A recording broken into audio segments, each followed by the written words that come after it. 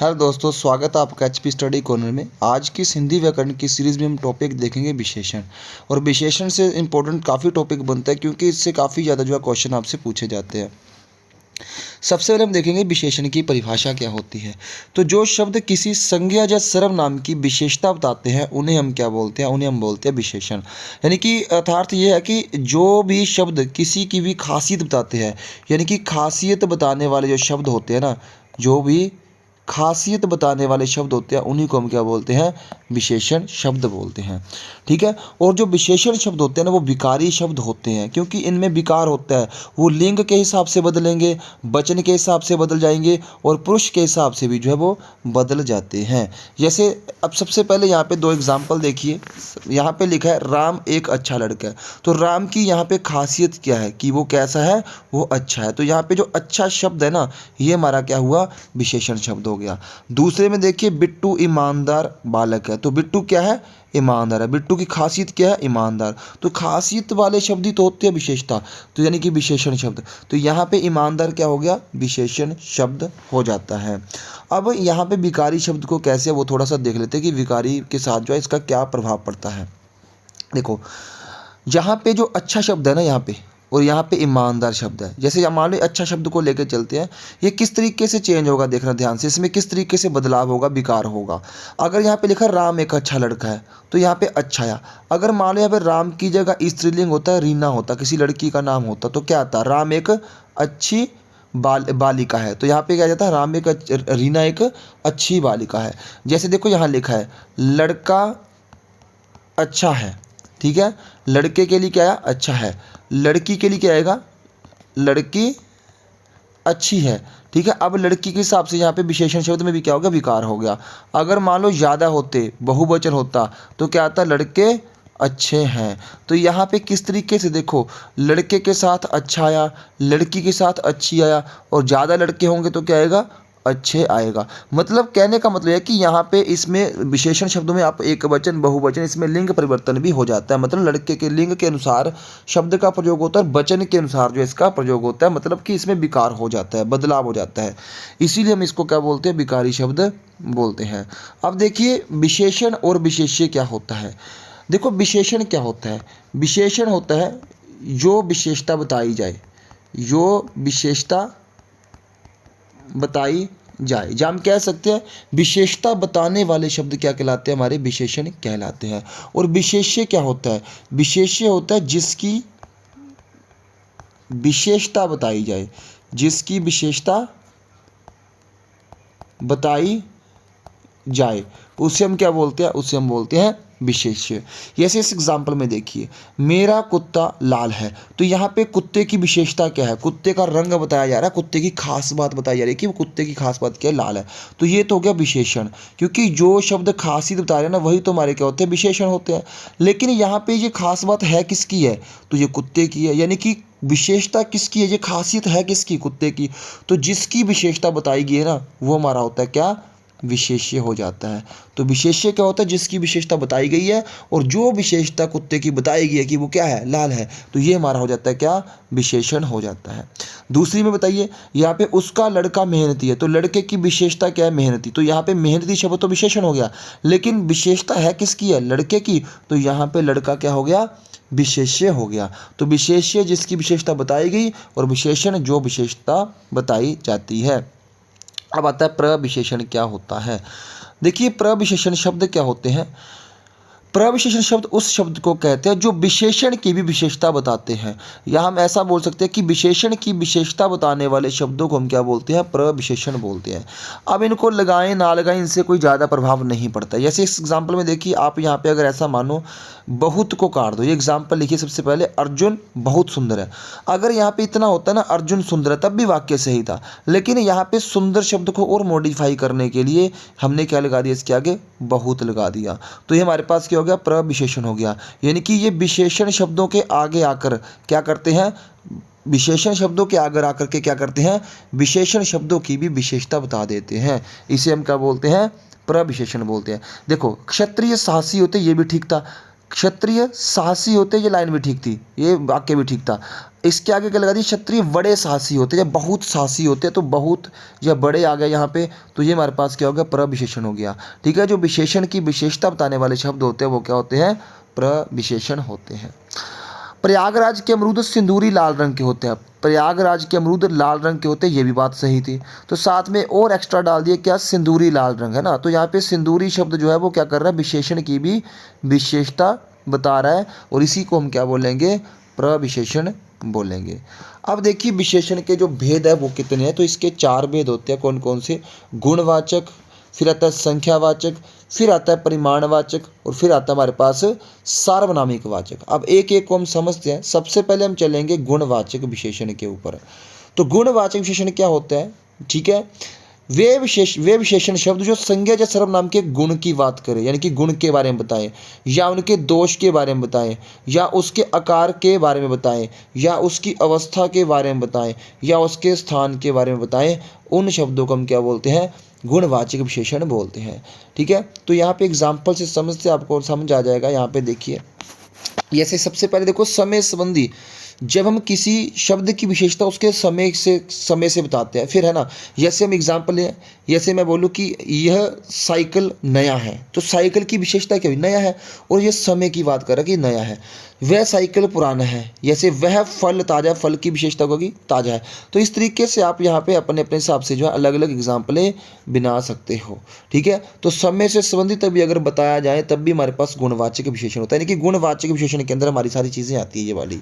फिर स्थान के अंदर आ जाएगा, जैसे वह लड़का लंबा है ना, वह कमरा बहुत चौड़ा है, वह घर बहुत ऊंचा है, तो घर की विशेषता क्या है, वो ऊंचा है ना, कमरे की विशेषता क्या है, वो चौड़ा है, लड़के की खास बात क्या है कि वो लंबा है ना। तो ये हमारे पास जो नीचा, सीधा, बाहरी, भीतरी, ये सारे हमारे क्या हो गए, स्थान बताने वाले विशेषण होते हैं, यानी कि इसको हम बोलते हैं स्थान संबंधी विशेषण या गुणवाचक विशेषण के अंदर इसको रखा जाता है। फिर आकार बताने वाले शब्द कौन से, जैसे गोल, है ना, फिर आता है उसके आगे चौकोर, फिर सुडौल, फिर पोला, सुंदर, ये आकार बताने वाले शब्द होते हैं, ये भी किसके अंदर आते हैं, गुणवाचक विशेषण के अंदर आते हैं। फिर दशा या अवस्था संबंधी, जैसे वह लड़का दुबला है, वह लड़का मोटा है, वह लड़का पतला है, वह वस्तु भारी है ना, गाढ़ा है, गीला है, सूखा है, तो ये हमारे पास पालतू है, ये सारे क्या होते हैं, हमारे पास गुणवाचक विशेषण होते हैं। अब कोई वस्तु, जैसे बोलूँ कि वह कुत्ता पालतू है, तो उस कुत्ते की विशेषता क्योंकि वो पालतू है। ठीक है, वह व्यक्ति गरीब है, तो गरीब भी तो विशेषता हुई ना, अमीर भी क्या होगी, विशेषता होगी। जैसे बोलूँ कि वह लड़का बहुत अमीर है, तो वह लड़का, देखो मैंने लिखा वह लड़का बहुत अमीर है, तो यहाँ पे देखिए अमीर है, लड़के की खास बात क्या है कि वो अमीर है, ये तो हो गया विशेषण, ये क्या हो गया, विशेषण शब्द जो विशेषता बता रहे हैं। बहुत, ये प्रविशेषण हो गया, क्या हो गया, प्रविशेषण हो गया। और विशेषता बताई किसकी गई है, लड़के की, तो ये तो हमारे पास क्या हो गया, विशेष्य हो गया, क्या हो गया, विशेष्य हो गया। ठीक है, फिर आता है उसके आगे वर्ण संबंधी, जब किसी वस्तु का रंग बताया जाए, लाल, वह वस्तु लाल है, वह वस्तु काली है, पीली है ना, वह पेन हरा है, वह पेन नीला है, तो ये खास बात होती है, ये उसका कलर में जब हम किसी का गुण बताते हैं, जब खास बात बताते हैं उसकी, या उसकी विशेषता बताते हैं कलर में, तो उसको हम बोलते हैं वर्ण संबंधी, तो ये भी गुणवाचक के अंदर रखे जाते हैं। फिर आता है गुण संबंधी, जैसे भला, वह व्यक्ति बुरा है, बुरा आदमी, तो उस आदमी की विशेषता क्या है, वो बुरा है। वह उचित वस्तु है, वस्तु की विशेषता क्या कि वो उचित है। अनुचित, पाप, यहाँ पे पापी अच्छा था, जैसे मैं बोलूँ कि वह व्यक्ति क्या है, पापी है, तो उस व्यक्ति की विशेषता क्या होगी कि वह पापी है। वह व्यक्ति झूठा है, झूठा, तो झूठा भी क्या होती है, विशेषता होती है ना, उस व्यक्ति की खास बात क्या है कि वो बहुत झूठ बोलता है, मतलब वो झूठा व्यक्ति है ना। फिर दोष में जैसे अनुचित आ गया, बुरा है, कठोर है, ये सारी चीज़ें इसके अंदर आ गई है ना। इसमें कोमल भी आ सकता है कि वह वस्तु बहुत कोमल है ना, या वह व्यक्ति बहुत कोमल आदमी है ना, तो ये सारी उसकी विशेषताएं होती है। फिर आता है संज्ञा संबंधी विशेषताएं। ठीक है, जैसे देखो मैं बोल लूँ कि वह आदमी भारतीय है, क्या है, भारतीय है। देखो भारत अगर अकेला होता ना, भारत अगर अकेला होता, फिर तो हमारी होती संज्ञा, क्या होती, संज्ञा, कौन सी, व्यक्तिवाचक। क्योंकि किसी देश का नाम है ना, एक ही होता है, भारत देश पूरे मैप में एक ही होगा तो व्यक्तिवाचक संज्ञा प्रॉपर नाउन होता है। लेकिन जब हम ऐसा शब्द यूज करते हैं, देखो वह आदमी भारतीय है, तो आप सीधा सोचिए यहाँ पे कि यार उस व्यक्ति की ना बात, खास बात बताई जा रही है कि वो क्या है, भारतीय है, वो इंडियन है। तो यहाँ पे भारतीय जो है ना वो विशेषता बताने वाला शब्द हुआ। जैसे हर व्यक्ति अपने लिए बोलता है ना कि मैं भारतीय हूँ, है ना, तो यहाँ पे भारतीय शब्द यहाँ पे विशेषता के रूप में प्रयोग हुआ है, क्योंकि उस आदमी की खास बात ये है कि वो भारतीय है, उस व्यक्ति की विशेषता है, वो क्या है कि वो भारतीय है। तो यहाँ पे भारतीय क्या है, विशेषता बताने वाला शब्द, तो इसीलिए भारतीय यहाँ पे क्या हो गया, विशेषण शब्द हो गया। फिर आता है संख्यावाचक विशेषण। जब किसी गणना वस्तुओं की संख्या, यानी कि गणना मतलब जो गिनने वाली वस्तुएं है ना, जिन वस्तुओं को काउंट किया जा सके, यानी कि जितने भी काउंटेबल नाउन होते हैं हमारे पास, क्या होते हैं, काउंटेबल नाउन, यानी कि जो काउंटेबल नाउन होते हैं, यानी कि जो गणनीय संज्ञाएं होती है, जब उनकी संख्या बताई जाए तो उसे हम बोलते हैं संख्यावाचक विशेषण। ठीक है, जैसे यहाँ पे एक देखिए, एक घर में 5 लोग रहते हैं, मतलब देखो यहाँ पे आप समझिए ध्यान से, आप यहाँ पे 2 है, घर क्या है, घर एक जातिवाचक संज्ञा है, घर क्या है, एक जातिवाचक संज्ञा। घर के आगे क्या लिखा दी, यानी कि ये संज्ञा होगी, और संज्ञा की संख्या कितनी है, एक। जब किसी संज्ञा की संख्या बताई जाए तो यहाँ पे एक भी क्या हो गया, ये भी संख्यावाचक विशेषण हो गया, एक तो हमारे पास विशेषण यहाँ पे ये आ गया। दूसरा देखिए, घर में 5 लोग रहते हैं, तो लोग भी यहाँ पे क्या है, लोगों को भी गिना जा सकता है ना, लोग भी क्या होते हैं, गणनीय होते हैं, यानी कि काउंटेबल होते हैं, इनकी भी संख्या हो सकती है। तो यहाँ पे लोग कितने संख्या में, 5 है, यानी कि संख्या बताइए जब किसी संज्ञा की, तो वहाँ पे हमारे पास क्या होता है, संख्यावाचक विशेषण होता है। तो यहाँ पे 5 क्या है, लोगों की विशेषता कि वो ग्रुप में कितने हैं, 5 है। मुझे एक किताब चाहिए, यहाँ पे किताब क्या है, संज्ञा है, कौन सी संज्ञा है, किताब, याद रखना जातिवाचक संज्ञा। और यहाँ पे किताब की विशेषता क्या है कि वो संख्या में कितनी है, 1 है। कुछ लोग रोड पर चल रहे हैं, ठीक है, कुछ लोग रोड पर चल रहे हैं, तो यहाँ पे लोग जो है ना वो संज्ञा है, और ये जो लोग है ना इनकी संख्या बताई जा रही है, क्या है, कुछ। तो यहाँ पे लोगों की संख्या क्या है, कुछ, तो यहाँ पे कुछ शब्द जो है ना ये भी क्या हो गया, हमारा संख्यावाचक विशेषण हो गया। लेकिन अब हम पढ़ेंगे संख्यावाचक विशेषण के भेद कौन कौन से होते हैं। देखिए, एक होता है हमारे पास निश्चित संख्यावाचक, दूसरा होता है हमारे पास कौन सा, अनिश्चित संख्यावाचक। निश्चित संख्या में क्या होगा, जब हमें प्रॉपर उसकी संख्या पता होगी, उसकी प्रॉपर वैल्यू पता होंगी, है ना, तब निश्चित संख्यावाचक होगा। और अनिश्चित संख्यावाचक कब होगा, जब हमें उसकी संख्या प्रॉपर नहीं पता होगी। ठीक है, अब देखिए यहाँ पे सबसे पहले आ गया, जिस संज्ञा या सर्वनाम के शब्दों से किसी प्राणी, व्यक्ति, वस्तु आदि की संख्या का निश्चित रूप से ज्ञान हो या ज्ञात हो, तो उसे हम निश्चित संख्यावाचक बोलते हैं। मेरे कॉलेज में 100 विद्यार्थी है, अब विद्यार्थी यहाँ पे क्या है, संज्ञा कौन सी, जातिवाचक, है ना, तो यहाँ पे इस विद्यार्थियों की संख्या बताई गई कितनी, 100। अब हमें पक्का पता कि वो संख्या कितनी, निश्चित संख्या है, तो यहाँ पे क्या हो गया, निश्चित संख्यावाचक हो गया। फिर आता है अनिश्चित संख्यावाचक भी देख लेते हैं। यहाँ पे देखो दूसरी एग्जाम्पल भी देख लेते हैं। एक बस में 70 लोग बैठे, तो लोगों की विशेषता क्या है कि वो 70 संख्या में, पक्का पता कितने हैं, तो ये भी निश्चित संख्या होगी, है ना। दूसरे में देखिए अनिश्चित में, अनिश्चित संख्यावाचक में क्या होगा, यहाँ पे संज्ञा या सर्वनाम के शब्दों से किसी प्राणी, व्यक्ति, वस्तु आदि की संख्या का निश्चित रूप से बोध नहीं होगा। यहाँ पे निश्चित संख्या का बोध नहीं होगा, हमें पता नहीं होगा कि वो संख्या में है कितने हैं। जैसे मेरे कॉलेज में कुछ छात्र है, भाई छात्र तो है लेकिन संख्या में कितने, कुछ, हमें पता नहीं कितने, 50 है, 20 है, 100 है, 10 है, नहीं पता। तो यहाँ पे जो कुछ है ना, ये संख्या तो है लेकिन कितनी है हमें ये नहीं पता। तो यहाँ पे जो कुछ जो हो गया ना, ये किसकी विशेषता बता रहा है, इस छात्रों की विशेषता बता रहा है संख्या में। और ये हमारे पास कुछ जो होगा वो क्या होगा, ये अनिश्चित संख्यावाचक विशेषण होगा। दूसरे में, कुछ देर बाद हम चले जाएंगे, देखो यहाँ पे कुछ देर बाद हम क्या होंगे, चले जाएंगे, तो यहाँ पे भी जो कुछ शब्द है ये भी हमारा क्या होगा, संख्यावाचक जो है विशेषण होगा। आगे देखते हैं। नेक्स्ट है हमारे पास, देखो जो संख्यावाचक विशेषण होते हैं ना, जो संख्यावाचक विशेषण होते हैं वो किस तरीके से हो सकते हैं। जैसे सबसे पहले देखो, संख्यावाचक में हमारा आएगा पूर्णांक बोधक। जब संख्या जो ऐसे हो, 2 हो, 3, जैसे 4 आदमी, 5 आदमी, 6 घर, 10 लोग, 50 लोग, तो इस तरीके से जो हमारे पास संख्या होगी, यानी कि इंटीजर्स में होगी, तब हमारे पास क्या होगा, पूर्णांक बोधक होगा। अपूर्णांक क्या होता है, जब इंटीजर्स का हाफ होगा, पौना होगा, ढाई होगा। जैसे देखो आधा किलो यहाँ पे तो छोड़ दीजिए, यहाँ पे ये तो आपका परिमाणवाचक हो जाएगा। जैसे हम बोलें कि वहाँ पे शादी में आधे लोग गए, कितने, आधे लोग आए हैं, कितने लोग आए हैं, आधे लोग आए हैं, तो लोगों की विशेषता क्या है, 2 नहीं, 4 नहीं, 5 नहीं, मतलब आधा शब्द यूज कर दिया है ना। ये आपको याद रखना है। जैसे देखो, मेरे कमरे में आधी किताबें बची हैं या आधी किताबें पड़ी हुई है, तो संख्या किताबों की कितनी है कि वो आधी है, कितनी है ये नहीं पता, 50 है, 20 है ना। तो यहाँ पे आधी मतलब ये हमारे जो ऐसे शब्द होते हैं हमारे किस में आते हैं, अपूर्णांक में आते हैं। ठीक है। अब देखिए दूसरे वाक्य में, देखिए यहाँ पे दूसरा देखिए, क्रमवाचक। जब हम किसी का क्रम बताते हैं ना, जैसे मान लो एक लाइन लगी है, हम कैसे बताते हैं, ऐसे बोलते हैं ना, पहला लड़का, दूसरा लड़का, तीसरा लड़का, चौथा, पांचवा। जब हम किसी भी वस्तु की क्रम बताते हैं, यानी कि किसी वस्तु का क्रम बताते हैं, उसकी प्लेस बताते हैं ना, स्थान के आधार पर, तो उसको हम बोलते हैं क्रमवाचक। जैसे पहला, दूसरा, तीसरा, चौथा, पांचवा। और संस्कृत में कैसे बोलेंगे, प्रथम, द्वितीय, तृतीय। तो हमारे पास ये कौन सा हो गया, हमारे पास पहला, दूसरा, तीसरा, चौथा, ये क्रमवाचक यानी कि क्रम बताने वाला शब्द होते हैं हमारे पास। फिर था आवृत्ति बोधक, यानी कि फ्रिक्वेंट वर्ड होते हैं, जैसे दुगुना, तिगुना, चौगुना और 5 गुना, 6 गुना। जब ऐसे वर्ड यूज़ किए जाए तो हमारे पास क्या होगा, ऐसे शब्द होंगे तो आवृत्ति वाचक होते हैं। अगला है समुदाय वाचक। जब हम ग्रुप में बुलाते हैं किसी को, जैसे हम बोल रहे, मान लो क्लास में 3 लड़के बैठे हैं, 3 लड़के बैठे हैं क्लास में, जैसे उनको बुलाना हो तो कैसे बोलोगे कि तीनों लड़के बाहर आ जाओ, चारों लड़के बाहर आ जाओ, है ना, तीनों लड़के खाना खा लो। तो जब हम किसी को ग्रुप में बुलाते हैं तो हमेशा क्या बोलते हैं, दोनों, तीनों, चारों, है ना। इस तरीके से जो उनको बुलाया जाता है, इस तरीके से उनको ग्रुप में बोला जाता है। प्रत्येक बोध में क्या कहा जाएंगे, हर एक, प्रत्येक, एक एक, है ना, ये हमारे पास आ जाते हैं किसके अंदर, प्रत्येक बोधक में आ जाते हैं। जैसे प्रत्येक व्यक्ति खाना खाने गया, तो यहाँ पे व्यक्तियों की संख्या क्या है कि वो प्रत्येक है, तो प्रत्येक यहाँ पे क्या होगा, हमारा संख्यावाचक विशेषण तो हुआ, लेकिन संख्या कौन सी, प्रत्येक बोधक संख्यावाचक विशेषण। फिर आता है हमारे पास परिमाणवाचक विशेषण, ये इंपॉर्टेंट है। अब दोनों में डिफरेंस भी देख लेंगे।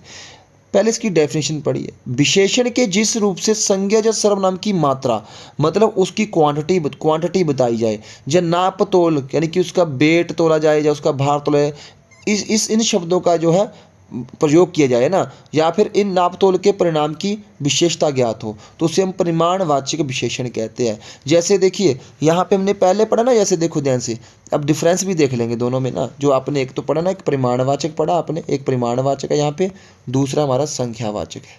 ठीक है, दोनों में डिफरेंस लेके चलेंगे।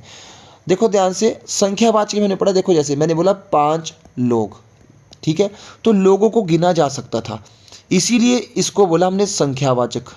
ठीक है, और संख्यावाचक, अगर मैं ऐसा बोलता कि 5 केजी चीनी, तो बताओ चीनी को क्या गिना जा सकता है, नहीं गिना जा सकता। तो जिसको गिना नहीं जा सकता ना, जब अगणनीय यानी कि ये अगणनीय होते हैं, इनको अनकाउंटेबल होते हैं, इनको गिना नहीं जा सकता।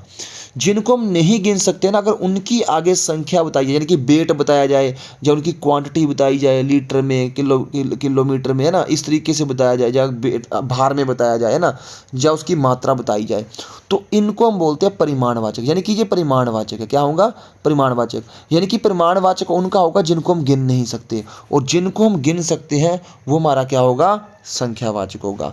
अब देखो, मनोहर जीवन भर पूरा सुख भोगता है। यहाँ पे सुख जो है ना, ये क्या है, हमारी भाववाचक संज्ञा होती है। कौन सी होती है, भाववाचक संज्ञा सुख। और क्या सुख को गिना जा सकता, नहीं।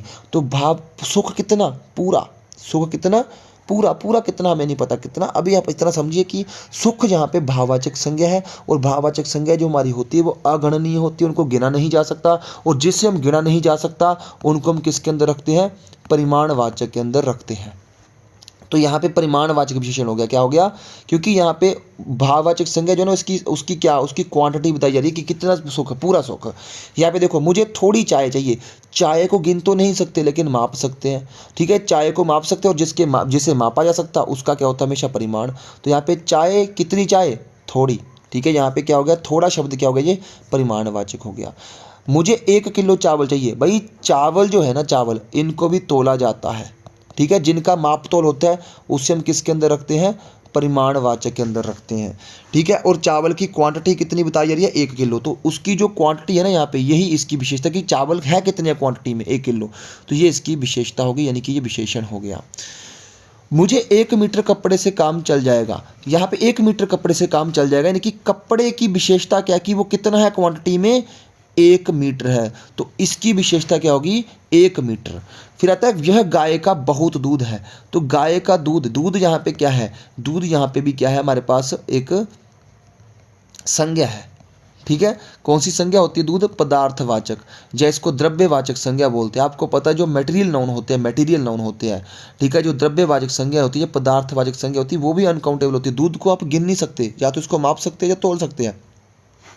जब माप तोल वाली वस्तु की क्वांटिटी बताई जाए ना, यहाँ पे कितना है वो क्वांटिटी में, बहुत, तो यही हमारे जो शब्द होते हैं ना, जो क्वांटिटी बताते हैं इसकी, इसी को तो हम क्या बोलते हैं? परिमाणवाचक विशेषण बोलते हैं।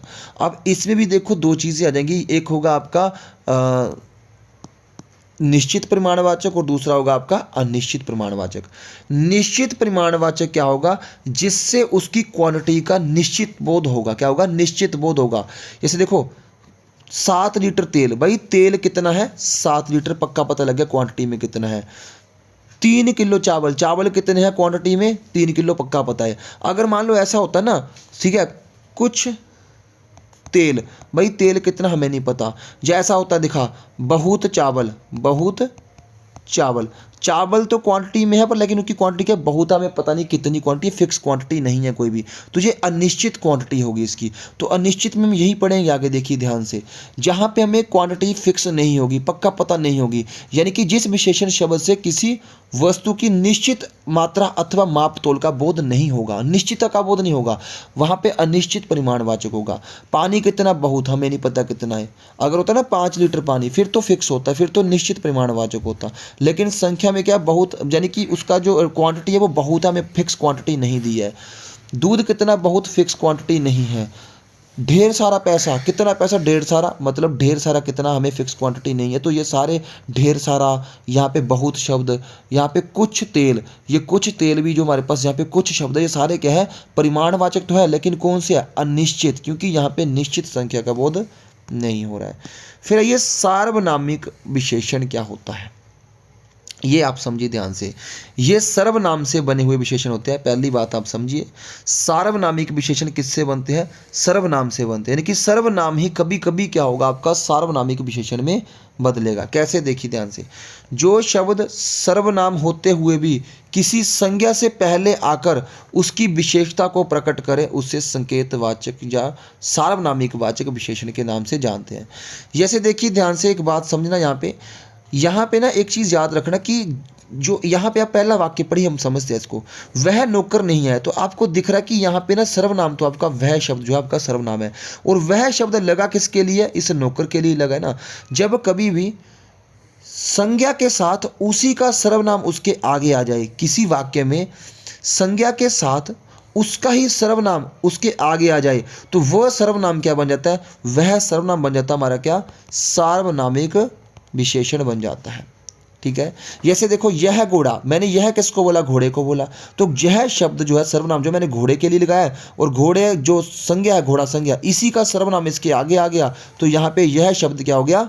सर्वनाम। कौन सा बन गया? सार्वनामिक विशेषण बन गया। फिर आ गया यह आदमी विश्वसनीय है। विश्वसनीय है मतलब यहाँ पे आदमी के लिए यह शब्द यूज़ किया है, तो यहाँ पे यह भी क्या हुआ है हमारे पास? सार्वनामिक विशेषण बन गया है। तो यहाँ पे जैसे ये लड़कियाँ, तो ये मैंने किसको बोला? लड़कियों को ही बोला, यानी कि ये मैंने लड़कियों को ही बोला, ये सर्वनाम मैंने लड़कियों के लिए प्रयोग किया है, और उन्हीं लड़कियों के आगे ही यहाँ पे सर्वनाम आ गया, क्या बन गया? सार्वनामिक विशेषण। फिर ऐसा आदमी, मैंने ऐसा किसको बोला? इस आदमी को बोला, और इस आदमी के आगे ही इसके बिल्कुल साथ में क्या आ गया? सर्वनाम आ गया, और यही सर्वनाम क्या बन गया आपका? सार्वनामिक विशेषण बन जाता है। फिर देखिए सार्वनामिक विशेषण के भी भेद दो होते हैं। सार्वनामिक विशेषण के कितने भेद होते हैं? दो। ठीक है, एक होता है मौलिक सार्वनामिक विशेषण, दूसरा होता है यौगिक सार्वनामिक विशेषण। आपको बस याद रखना है कि एक तो जैसे नॉर्मली अगर मान लो यह, वह, कुछ, है ना, ऐसे शब्द प्रयोग में सिंपल जो होंगे हमारे पास, वो हमारे पास किस में आते हैं? मौलिक सार्वनामिक विशेषण में आते हैं। जो शब्द अपने मूल रूप में, यानी कि जो उनका मूल रूप है, संज्ञा के आगे लगकर संज्ञा की विशेषता बताते हैं, उससे हम क्या बोलते हैं? मौलिक सर्वनाम विशेषण बोलते हैं। जैसे यह घर, तो मैंने यह शब्द किसके लिए प्रयोग किया? घर के लिए, और घर के आगे ही क्या आ गया? यह आ गया, यानी कि उसका सर्वनाम आ गया, तो यहाँ पे यह सार्वनामिक विशेषण और कौन सा? मौलिक। ऐसे ही वह लड़का, है ना, ऐसे कुछ काम, ठीक है, ये हमारे पास क्या हो गया? सार्वनामिक विशेषण हो गए। यौगिक सार्वनामिक विशेषण क्या हो गया? जो मूल सर्वनामों में प्रत्यय लगाया जाता है। देखो जैसे ऐसा, यहाँ पे इसके लास्ट में ना आपको सा लगा देखने को मिलेगा, जैसे कैसा, ठीक है, वैसा, ठीक है। ऐसे जो हमारे पास शब्द होते हैं ना, वो हमारे कौन से होते हैं, यौगिक सर्वनाम होते हैं। ठीक है, यौगिक सार्वनामिक विशेषण होते हैं। जैसे देखिए यहाँ पे ऐसा आदमी, तो ऐसा किसको बोला मैंने, आदमी को, और इसी आदमी के आगे इसी का सर्वनाम आ गया कौन सा, ऐसा। तो ये हमारे पास क्या हो गया, यहाँ पे सार्वनामिक विशेषण हो गया ऐसा शब्द। और कौन सा हुआ, यौगिक सार्वनामिक विशेषण। अब हम पढ़ेंगे विशेषण शब्द के बारे में, यानी कि इसको हम बोलते हैं जो विशेषण शब्द हमारे कौन कौन से प्रमुख विशेषण शब्द इंपॉर्टेंट जो है हमारे पास आपको याद रखने होते हैं। जैसे सबसे पहले देखो विशेषण शब्द हमारे पास कौन सा है, नगर, नगर से बना है नागरिक। ठीक है, वर्ष से कौन सा बना हुआ, वार्षिक। संसार से बना हुआ सांसारिक। अपमान से बना हुआ अपमानित। विज्ञान से बना हुआ वैज्ञानिक। सप्ताह से बना हुआ साप्ताहिक। ठीक है, तो इस तरीके से आपको जो है ये सारे आपको दिए हुए कौन से विशेषण शब्द। अब विशेषण शब्द की आप पहचान कैसे करेंगे, आपको एक काम करना होगा, आपको वाक्य बनाना होगा। क्या करना होगा, वाक्य बनाना होगा। जैसे मैं एग्जाम्पल देता हूँ, मेरे को बताना कि प्यास और प्यासा में कौन सा विशेषण शब्द है, इनमें से कौन सा ऐसा शब्द है दोनों में से कि जो विशेषता बताएगा। जैसे बोलूँ कि वह व्यक्ति प्यास है, तो प्यास क्या विशेषता हो सकती है, आप सोचो यार यह व्यक्ति प्यास है, नहीं ये वाक्य नहीं बना। वह व्यक्ति प्यासा है, उस व्यक्ति की खासियत बात क्या है, प्यास है, तो यहाँ पे प्यासा शब्द विशेषता हो सकती है, लेकिन प्यास नहीं हो सकता है। तो प्यास क्या है यहाँ पे, तो प्यास यहाँ पे हमारी भाववाचक संज्ञा होती है, हमारी फीलिंग्स होती है। जैसे देखो आप, वह व्यक्ति सुख है या सुखी है, सुखी है। वह व्यक्ति पाप है या पापी है, पापी है। वह व्यक्ति दोष है या दोषी है, दोषी है। तो दोषी विशेषण होगा, पापी विशेषण होगा, सुखी विशेषण होगा, दुखी विशेषण होगा। इस तरीके से आप किसी भी वाक्य को बनाइए, उसमें आप उस शब्द को पुट करके देखिए कि क्या वो उस व्यक्ति की विशेषता बता रहा है, क्या वो सही बैठ रहा है। अगर तो वो सही बैठ रहा है तो इसका मतलब वही हमारा क्या होगा, विशेषण शब्द होगा। तो आप इसका स्क्रीनशॉट ले लीजिए और इनको अच्छे से याद कर लेना। इसके आगे यहाँ पे ये भी काफ़ी ज़्यादा दिए हुए हैं, ये भी आपको याद कर लेने सारे इंपॉर्टेंट है, सारे दिए हुए जितने भी यहाँ पे दिए हुए हैं। अब देखते हैं हम लोग आगे, ये हमारे पास अब विशेषण की अवस्थाएं। अब देखिए विशेषण की ना प्रमुख 3 अवस्थाएं होती है, कौन कौन सी। एक होती है मूलावस्था, जिसको हम इंग्लिश में बोलते हैं कौन सी डिग्री, पॉजिटिव डिग्री। कौन सी, पॉजिटिव डिग्री। दूसरी होती है उत्तरावस्था, ये कौन सी होती है, कंपैरेटिव डिग्री होती है। फिर होती है उत्तमावस्था, ये होती है सुपरलेटिव डिग्री, ये होती है सुपरलेटिव डिग्री। देखिए हिंदी के अंदर ना जो आपकी उत्तरावस्था होगी, जो उत्तरावस्था, इसमें आपको तर देखने को मिलता है। ठीक है, जो उत्तमावस्था होगी ना, उत्तमावस्था, इसमें आपको तम देखने को मिलता है। ठीक है, उत्तमावस्था में आपको तम देखने को मिलता है, उत्तरावस्था में आपको तर देखने को मिलता है। ठीक है, अब समझिए पहले यहाँ पे एग्जाम्पल देखिए, जैसे अधिक, अधिक का क्या होगा, अधिकतर और अधिकतम। अधिक मतलब मूलावस्था, जैसे मेरे पास अधिक पैसे हैं। ठीक है, मैं अपने तक की सीमित रह रहा हूँ। अगर मैं किसी से कंपेयर करूँगा तो मैं कैसे बोलूँगा, मेरे पास अधिकतर पैसे हैं, मतलब किसी और से अधिकतर है ना। उत्तम अवस्था, मेरे पास अधिकतम पैसे हैं, मेरे पास सबसे ज़्यादा पैसे है ना। जैसे एक और एग्जांपल लेते हैं, जैसे मान लीजिए ऊंचा। ठीक है, वह व्यक्ति ऊंचा है, मतलब वो अपने आप में ऊंचा है। अगर मैं बोलूँ ऐसे, वह व्यक्ति उच्चतर है, मतलब वह व्यक्ति उससे उच्चतर है, या उससे उच्चतर मतलब किसी दूसरे व्यक्ति से ऊंचा है ना। उच्चतर मतलब क्या होगा कि वह व्यक्ति सबसे ऊंचा है। तो उत्तम अवस्था मतलब जब हम सभी से ऊपर रखते हैं किसी व्यक्ति को, किसी व्यक्ति को सबसे ऊपर मानेंगे, तो उसको हम बोलते हैं सुपरलेटिव डिग्री। जब हम सभी में से उसको अलग विशेषता बताई जाएंगी, उसको हम बोलते हैं सुपरलेटिव या उत्तम अवस्था बोलेंगे। तो अब कभी कभी होता क्या है कि कुछ कुछ ऐसे हमारे पास विशेषण शब्द होते हैं जिनके आगे हम तर नहीं लगा सकते या तम नहीं लगा सकते।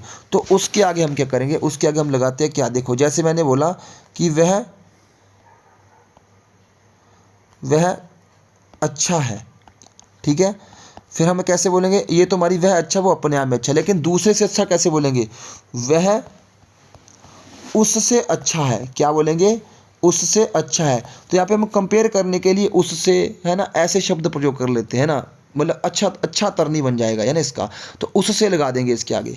और जैसे वह सबसे अच्छा है तो क्या बोलेंगे, वह सबसे अच्छा है। तो यहाँ पे सबसे शब्द जो बता रहा है वो क्या बता रहा है कि वो सबसे अच्छा, वो सबसे ऊपर है मतलब।